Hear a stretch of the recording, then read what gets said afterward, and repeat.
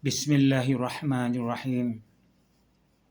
Alhamdulillah nahmaduhu wa nasta'inuhu wa nastahdihi wa nastaghfiruh wa na'udzu billahi min syururi anfusina wa min sayyiati a'malina. Man yahdihillahu fala mudhillalah wa man yudlilillahu fala hadiyalah. Asyhadu an la ilaha illallah wahdahu la syarika lah wa asyhadu anna Muhammadan abduhu wa rasuluh. Allahumma salli wa sallim ala sayyidina Muhammad wa ala ali sayyidina Muhammad wa man tabi'ahum bi ihsanin ila yaumiddin. Amma ba'd. Assalamualaikum warahmatullahi taala wabarakatuh. Sedang penonton yang dirahmati Allah Subhanahu wa taala, berjumpa kita sekali lagi pada kesempatan ini dalam siri berkaitan dengan akidah syahadah. Daripada minggu lepas kita telah membuat perbincangan mengenai apa yang disebut sebagai Tauhid Tiga Serangkai ataupun TTS. Dan kita buat sedikit ulasan ringkas pada sesi lepas, di mana kita sedang membincangkan rukun Islam yang pertama, iaitu syahadatain ataupun dua kesaksian, iaitu bahawa aku naik saksi bahawa tiada Tuhan hak disembah melainkan Allah SWT. Dan aku naik saksi bahawa Muhammad sallallahu alaihi wasallam itu adalah pesuruh Allah.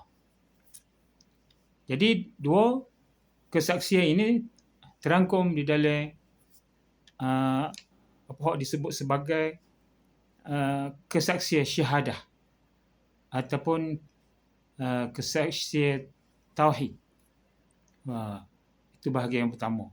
Dan bahagian yang kedua ialah kesaksian syahadah risalah ataupun kesaksian syahadah ittiba'. Maka lepas ni kita masih lagi dalam perbincangan berkaitan dengan kesaksian ataupun syahadah tauhid. Dalam seksi ini kita masih membincangkan syahadah tauhid. Jadi syahadah tauhid boleh dihuraikan lebih lanjut berdasarkan pendekatan tauhid tiga serangkai ataupun singkatan TTS. Tauhid tiga serangkai itu singkatannya adalah TTS, iaitu berdasarkan manhaj as-salafiyah ataupun at-tahawiyah atau al-maturidiyah. Dan TTS banyak menerima kecaman ataupun cemohan dari para pengikut tauhid sifat 20 atau ringkasnya TS20. Ini berlaku akibat kesalahfahaman dia atau ketaksuban mereka. Contoh-contoh kesalahfahaman yang telah kita kutip pada sesi lepas ialah, pertama, mereka mengatakan bahawa TTS dalam membahaskan persoalan ketuhanan belum pernah dikemukakan oleh mana-mana generasi salaf sebelum Ibn Taymiyah pada kurun ke-7 Hijriah. Itu yang pertama. Kedua, mereka mendakwa bahawa TTS adalah bid'ah, hak membawa kepada kekufuran.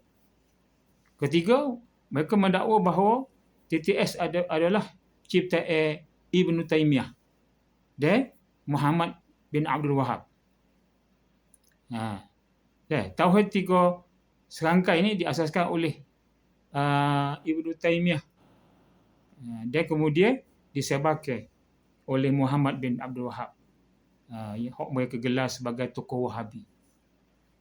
Hak keempat, TTS dikatakan tidak pernah wujud pada zaman Rasulullah sallallahu alaihi wasallam dan juga pada zaman salaf. Itu yang keempat. Yang kelima, mereka mendakwa bahawa konsep TTS ini adalah konsep takfiri, iaitu mengkafirkan orang lain, atau bid'ah. Bid'ah diniyah takfiriyah, iaitu apa yang dikatakan sebagai inovasi agama untuk mengkafirkan orang lain. Seterusnya, hak kena akidah TTS dikatakan sebagai menghalalkan pembunuhan atau pertumpahan darah orang Islam. Hak dikafirkan. Maknanya TTS ini menghalalkan darah. Kalau kita kata mereka itu kafir, maka kita kata berdasarkan tahap 3 serangkai itu darah mereka adalah halal. Dan hak ketujuh, TTS didakwa sebagai ajaran yang diamalkan oleh kumpulan pengganas. Pengganas ekstremis seperti Daesh, ISIS, Boko Haram dan sebagainya. Jadi kita nak memberi komen terhadap kekeliruan tentang TTS ini. Jadi kita nak bagi jawapan lah. Jawapan kepada dawai-dawai. Yang pertama yang mengatakan bahawa TTS belum pernah dikemukakan oleh mana-mana ulama generasi salaf sebelum Ibnu Taimiyah, maka jawapannya lah tidak benar.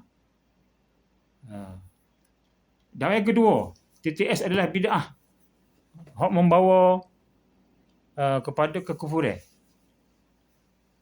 Juga tidak benar. Sesuatu hak mengelirukan. Yang ketiga, dawai mengatakan bahawa TTS adalah ciptaan Ibnu Taimiyah dan kemudian disebarkan oleh Muhammad bin Abdul Wahab. Juga tidak benar. Tidak benar sama sekali. Keempat, mengatakan bahawa TTS tidak pernah wujud pada zaman Rasulullah sallallahu alaihi wasallam dan pada zaman salaf. Okey, hak ni benar. Tidak wujud di zaman Nabi sallallahu alaihi wasallam, tetapi ia dipelopori di zaman salaf selepas para sahabat. Manakala dakwah yang kelima mengatakan bahawa TTS adalah konsep takfiri. Ini adalah separuh benar. Apa kita kata separuh benar? Sebab penganut TTS hak jahil dan ekstremis memang ada. Memang ada. Seperti segelintir firqah yang kita gelar sebagai salafi jihadi. Itu disebabkan kejahilan dan juga ketaksuban mereka. Jadi di sini salah ialah batal tubuh manusia itu sendiri. Bukannya salah manhaj itu sendiri. Manakala hak kena, jawab yang kena mengatakan bahawa akidah 3 serangkai itu menghalalkan pembunuhan atau menghalalkan darah orang Islam yang lain. Ini adalah salah. Salah lagi dari segi kepada dia, iaitu salah itu ialah manusia Daesh, ISIS, Boko Haram dan lain-lain. Ia menyalah tafsirkan atau menyalah guna konsep akidah TTS. Jadi analoginya mudah. Mudah ideologi dia untuk kita faham isu ini. Jika kita dapati ramai orang Islam makan rasuah di Malaysia tu, ini masalah terjadi di merata tempat di seluruh dunia, termasuk di Malaysia. Okay. Itu masalah kepada dia. Itu masalah email si manusia tu sendiri. Bukan masalah agama Islam. Jadi lagu tu juga, apabila kumpulan-kumpulan ini menyalah tafsir, menyalah artikel konsep tahap 3 serangkai, lalu mereka melakukan perkara-perkara bertentangan dengan syarak, dengan Islam, maka salah itu ialah batal tubuh manusia itu sendirilah. Bukannya manhaj ataupun pendekatan tahap 3 serangkai itu. Jadi seterusnya kita nak menjawab sebahagian daripada kekeliruan tentang tauhid 3 serangkai. Beberapa sahaja tu. Yang pertama, dikatakan bahawa TTS itu adalah bid'ah. Dikatakan bid'ah. Tuduhan bid'ah lah. Jadi untuk kita menyelesaikan isu ini, kita kena tahu apakah itu bid'ah. Konsep bid'ah ni tuan-tuan, ada di dalam Al-Quran. Kata isim masdar, seperti mana dalam surah Al-Baqarah ayat 117 dan juga surah Al-Ahqaf ayat 9. Okey.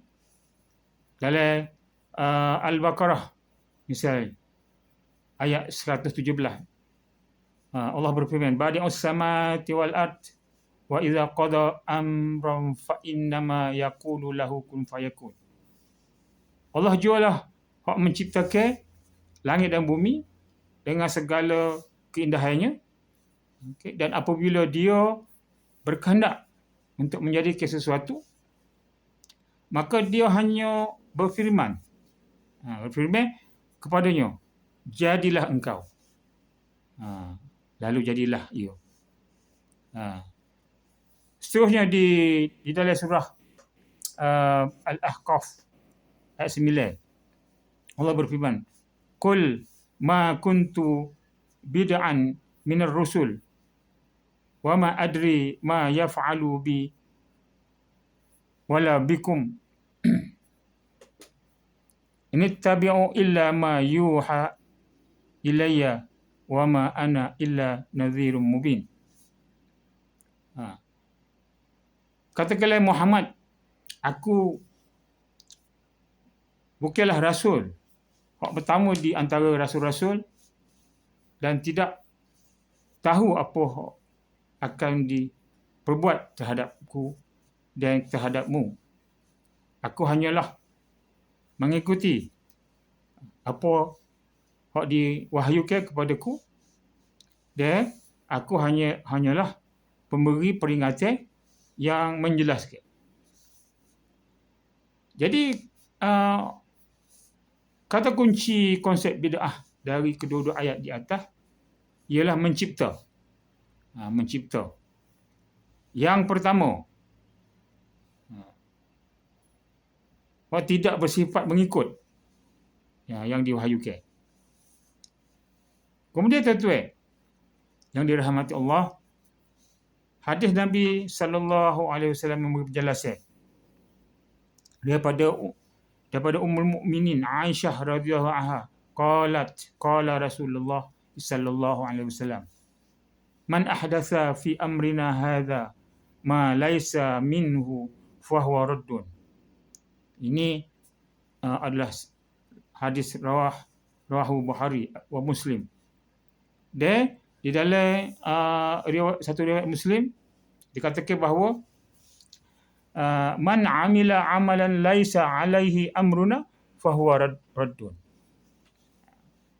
Dari Ummul Mukminin Aisyah radhiyallahu anha, dia berkata, Rasulullah sallallahu alaihi wasallam bersabda, barang siapa hak mencipta baru sesuatu ke dalam urusan agama, ia kami bahasa siapa hak mencipta baru sesuatu ke dalam urusan agama kami, hak bukan sebahagian daripadanya, ataupun bukan sebahagian daripada agama berkenaan, maka ia tertolak. Okay. Di dalam riwayat Muslim, ada satu riwayat Muslim hak mengatakan bahawa sesiapa hak melakukan amalan yang ia itu tiada kena mengena dengan urusan agama kita, maka ia tertolak. Dalam kitab tulisan Imam An-Nawawi, Al-Arba'un An-Nawawi, diterangkan bahawa bid'ah itu sifatnya dicipta sendiri, sesuka hati, dalam hal agama dan syariah. Sedangkan Allah Subhanahu Wa Taala telah rida dengan apa hak dibawa oleh Nabi sallallahu alaihi wasallam. Maka perbuatan bid'ah itu sendiri ternafi. Kalau menurut Imam An-Nawawi, ternafi dan bertentangan oleh syariat hak dibawa oleh Nabi sallallahu alaihi wasallam. Lalu ia tertolak ke atas pelakunya disebabkan kebatilannya dan hilangnya penghormatan terhadap perbuatan berkenaan lah. Kita tolaknya, hilangnya penghormatan terhadap apa hak diperbuat itu. Okay. Imam Abu Ishaq Asy-Syatibi dalam kitabnya yang bertajuk Al-I'tisam menjelaskan konsep bid'ah. Beliau menjelaskan konsep bid'ah bahawa bid'ah ialah tariqatun fid din muhtara'atun tudahi syar'iyatan taqsudu suluku 'alaiha mubalawatan fit ta'abud lillah subhanahu wa ta'ala. Maknanya kaedah hak diado-adokan dalam agama, seolah-olah menyerupai syariat, bertujuan sebagai jalan berlebih-lebihan dalam mengabdikan diri kepada Allah Subhanahu Wa Taala. Itu ta'rif yang diberi oleh Imam Ishaq Al-Syatibi. Maka maksud bid'ah di sini ialah salah satu atau kesemua hak berikut. Yang pertama, berbuat sesuatu ritual ibadah lebih daripada apa hak Nabi lakukan ataupun contohkan. Berbuat sesuatu ritual ibadah lebih daripada apa hak Nabi lakukan atau contohkan. Yang kedua, berbuat sesuatu ritual ibadah hak Nabi tidak lakukan, juga boleh dikatakan sebagai bid'ah. Ketiga, berbuat sesuatu ritual ibadah tanpa mengikut cara Nabi sallallahu alaihi wasallam ataupun tanpa mengikut wahyu. Jadi kategori dan juga martabat bid'ah tu dia luaslah. Yang pertama tadi ialah buat lebih daripada apa hak Nabi lakukan. Kita nak buat lebih baik. Konon-konon tu apa hak kita buat tu, apa hak Nabi buat tu tidak mencukupi, maka kita nak buat lebih baik. Tidak ada sesuatu pun ritual ibadah tuan-tuan yang dirahmati Allah dalam muka bumi ini, di atas muka bumi ini, hak lebih baik daripada apa yang Nabi sudah contohkan. Tidak ada. Walaupun kita mencari-cari dalil untuk menjustifikasi perbuatan kita ni, yang kita buat tu, yang kita ada, tetapi sekiranya ia tidak menepati apa yang Nabi lakukan, ataupun nampak berlebih-lebih, maka itu ialah bid'ah. Ataupun Nabi tak lakukan sesuatu yang Nabi tak lakukan, kita lakukan. Dan kita juga mencari dalil untuk menjustifikasi apa yang kita buat. Kononnya itu satu kebaikan. Dan juga buat sesuatu ritual ibadah tanpa mengikuti cara Nabi. Nabi tunjuk A, kita buat cara B. Nabi pergi ke kanan, kita pergi alih kiri. Contoh. Ini pun juga dikatakan sebagai bid'ah. Maka soalan ni sekarang ni ialah, adakah TTS, Tauhid Tiga Serangkai, dan juga Tauhid Sifat 20 itu bid'ah? Dari segi bahasa ya. Dari segi bahasa ya lah. Dikatakan sebagai bid'ah sebab ia dicipta. Hak pertama oleh para ulama tauhid. Itu dari segi bahasa. Akan tetapi sama ada Tauhid Tiga Serangkai ataupun Tauhid Sifat 20 ini, ia hanyalah merupakan pendekatan untuk mereka, para ulama ini, menjelaskan konsep tauhid. Ia sudah sedia ada dari wahyu. Dan ia hanya perlu ke metodologi untuk mengungkapkan. Maka ada perbincangan lah. Perbincangan yang panjang lebar tentang akidah ni bagaimana diungkap oleh para ulama. Okay. Jadi kalau berdasarkan ta'rif Imam Asy-Syatibi, bid'ah hanya wujud dalam soal ta'abudiyah. Maka secara natijah, bid'ah hanya wujud apabila seseorang itu merekayasa ataupun mencipta-cipta, mengada-adakan sesuatu ritual ibadah. Maka TTS ataupun TS20 tidak melibatkan ritual ibadah. Ia hanyalah pendekatan untuk mengenal siapa itu Allah. Maka sama ada TTS atau TS20 bukanlah bid'ah dari segi istilah syarak. Ia hanyalah jalan memahami ilmu. Itu jawapan kepada tuduhan yang pertama. Yang pertama mengatakan TTS itu adalah bid'ah. Ia tidak bid'ah dari sudut syariah. Sebab ia bukan melibatkan ritual ibadah. Ia hanyalah suatu kaedah, suatu manhaj, suatu metodologi, suatu pendekatan untuk kita menerangkan siapakah itu Allah Subhanahu Wa Taala. Okey. Dakwah yang kedua iaitu mengatakan bahawa tiada TTS ini di zaman Nabi sallallahu alaihi wasallam dan di zaman salaf. Okey, jawapannya ialah bukan sahaja TTS. Malah TS20. Bukan sahaja Tauhid tiga serangkai, malah Tauhid Sifat 20 juga tidak ada dalil di zaman Nabi dan para sahabat.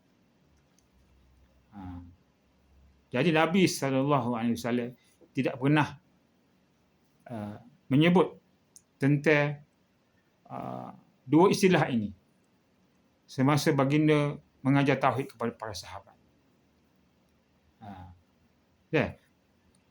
Kedua-duanya hanya muncul hasil nukilan dan juga kepahaman para ulama tauhid di zaman salaf. Okey, kalau kita lihat dari segi perspektif sejarah, kita boleh dapati bahawa Tauhid Tiga Serangkai itu muncul lebih awal daripada Tauhid Sifat 20. Lebih awal. Berdasarkan bukti sejarah, TTS itu sudah dinukil pada awal kurun kedua Hijriah, iaitu sebelum tahun 150 Hijriah, iaitu tahun di mana berlakunya kematian Imam Abu Hanifah. TS20 pula dinukil terkemudian, iaitu kira-kira selepas 300 tahun, ataupun awal sedikit lah daripada 300 tahun, iaitu semasa Imam Abu Hasan Al-Sy'ari itu tubik dari Mu'tazilah. Sebab TS20 ini adalah merupakan hasil nukilan daripada Imam Abu Hasan Al-Sy'ari dan juga Imam Al-Maturidi. Okey. Jadi secara khusus TS20 dinukil untuk melawai pendekatan ahli falsafah Greek ataupun Yunani tentang ketuhanan ini. Nah, ini insya-Allah kita akan bahas ini dalam kesempatan lain di masa hadapan, insya-Allah. Manakala TTS adalah pendekatan yang asal, yang asli. Yang asal, yang asli. Juga kita akan bahas perkara ini pada kesempatan yang akan datang. Okey. Kemudian hujah ketiga mengatakan, dakwah yang ketiga lah. Dakwah yang ketiga mengatakan bahawa TTS ni bersifat takfiri. Ekstremis. Menghalalkan darah. Jadi kita nak katakan gini. Ramai orang gagal berfikir secara kritis, secara analitikal dan secara objektif.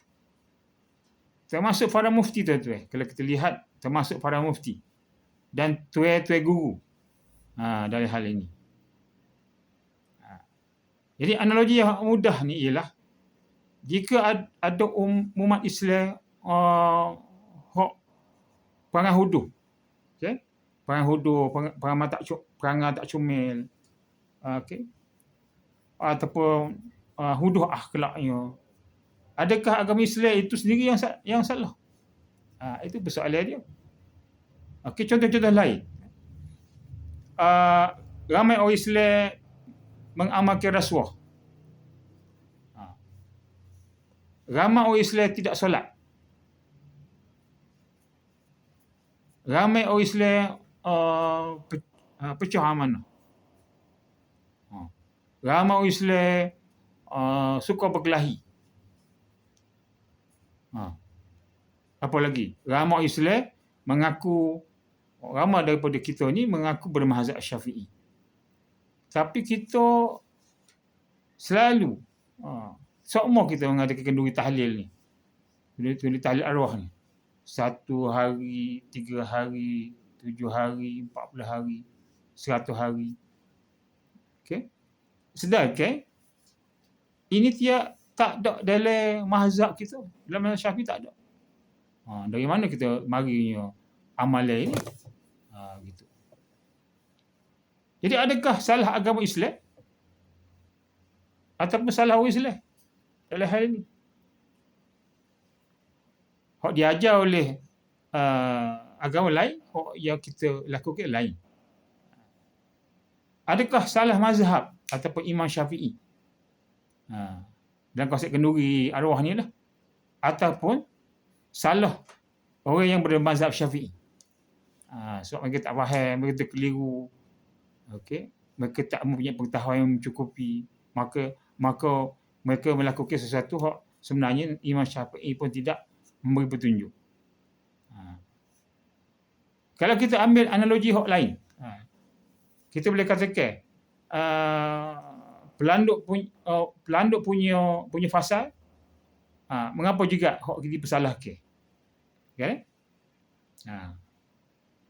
Ya salam. Kadang-kadang kita pasal juga di hutan untuk kita menangkap pelanduk. Tapi pelanduk cerdik.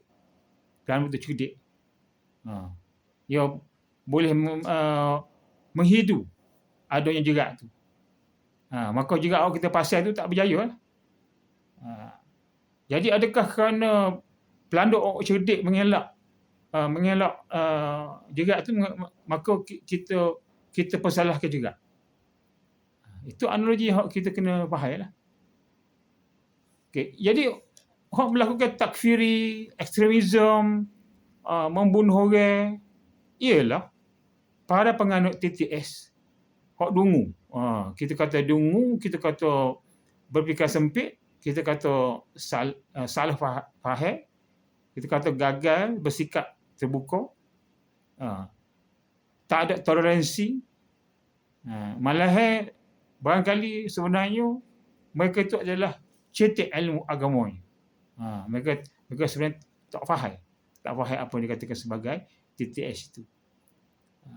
Jadi perbuatan mereka ni tak ada kena-mengena dengan manhaj Tauhid Tiga Serangkai. Ini termasuklah kumpulan-kumpulan yang selalu dipetik ataupun disebut seperti Daesh, ISIS, Boko Haram, Abu Sayyaf, dan lain-lain lah, kumpulan-kumpulan pengganah dan kumpulan ekstremis ini. Jadi kita salah mengerti bahawa perbuatan yang salah hak dilakukan oleh demo itu oleh mereka itu adalah akibat daripada kesalahfahaman ataupun kecetikan ataupun kesalah tafsiran tentang Tauhid Tiga Serangkai. Tidak ada kena-mengena. Maka kita kena kembali semula kepada konsep Tauhid Tiga Serangkai hak murni yang betul-betul tulen. Itu hak kita perlu terangkan kepada masyarakat. Seterusnya, dakwah bahawa Tauhid Tiga Serangkai itu adalah ciptaan Ibn Taymiyah dan disebar oleh Ibn Abdul Wahab. Dakwah ini datang mari dari mereka hak kurang membaca, kurang menyelidiki dan bergantung pada dengar cakap. Dengan cakap dia orang lain. Sedangkan antara tahun 95 Hijrah dan 395 Hijrah, iaitu kurun kedua hingga kurun kelima Hijriah, ramai para ulama hak mendukung konsep TTS ni, konsep Tauhid Tiga Serangkai ni menerusi kitab-kitab para ulama itu sendiri. Ini insya-Allah kita akan bincang pada masa akan datang lah. Mereka menukilkan konsep-konsep asas Tauhid Tiga Serangkai ini di sana sini, menerusi perbahasan tentang ilah, perbahasan tentang Rabb, perbahasan tentang asma wa sifat. Ibn Taymiyah hanyalah berada pada era 671 sehingga 728. Jadi Ibn Taymiyah, Imam Ibn Taymiyah itu lahir 671 Hijriah dan meninggal pada 728 Hijriah. Itu kurun ke-7 hingga kurun ke-8. Ibnu Abdul Wahab pula era beliau adalah 115 hingga 1206. 1115 hingga 1206 Hijriah. Jauh ke belakang, iaitu kurun ke-12 hingga kurun ke-13 Hijriah. Jadi mana marinya dakwah mengatakan bahawa konsep TTS ni hanya mari selepas Ibn Taymiyah dan juga Ibn Abdul Wahab. Tidak benar, sebab TTS ni sudah berada lebih awal daripada situ dalam konsep-konsep bertaburan lah, tidak dalam satu package. Benar, mungkin ulama kemudian seperti Ibn Taymiyah menyusun konsep-konsep Tauhid Tiga Serangkai ini dengan lebih bersepadu, disatukan. Okay. diterangkan dengan lebih jelas dalam satu kitab misalnya. Manakala Muhammad bin Wahab ataupun Ibnu Abdul Wahab hanya menghidupkan semula prinsip TTS ini. Kemudian semasa hayat beliau lah. Kemudian selepas itu. Tapi nak mengatakan bahawa ini tidak wujud pada permulaan zaman salaf, ini tidak benar.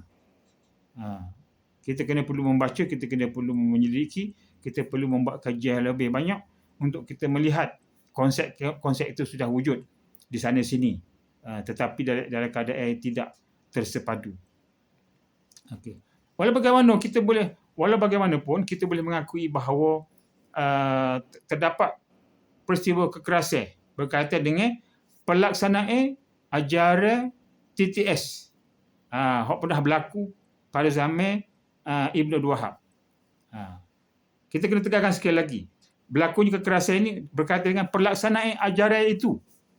Bukan berkaitan dengan dia punya konsep, pendekatan, metodologi. Bukan berkaitan dengan manhaj, tapi dengan pelaksanaan dia. Itu kena dipahami, tuan-tuan.